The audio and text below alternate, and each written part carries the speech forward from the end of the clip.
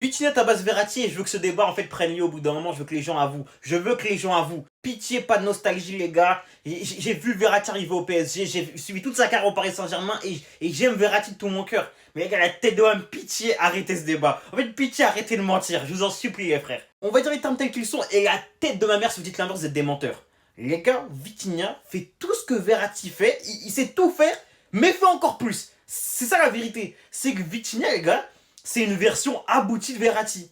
Comme Verratti, très très bon en conservation, très très bon à la relance, les gars. T'arrives pas à lui prendre le ballon, il est archi serein. Vraiment, c'est un joueur, t'as vu, qui devant la défense, masterclass, t'as capté vraiment masterclass. Mais en plus de ça, Viti a une meilleure qualité de passe, il est meilleur offensivement, un vrai apport offensif, les frères. C'est pas comme Verratti, les gars, qui clairement, dans les 30 mètres adverses, ne servait à rien.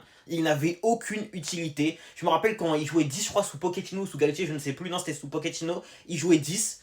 Il était dans la surface, hein. Il ne savait rien faire. Genre, des fois, il fallait qu'il tire, il ne tire, il savait rien faire, les gars.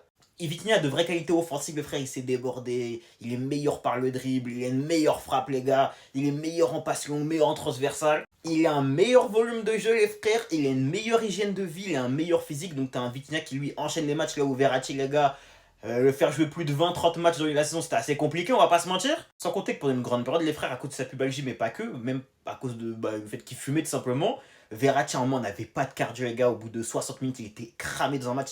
Il était éteint, les gars. En fait, les gars, moi, je vous répète, Vitinha, c'est une version réussie de Verratti, c'est tout.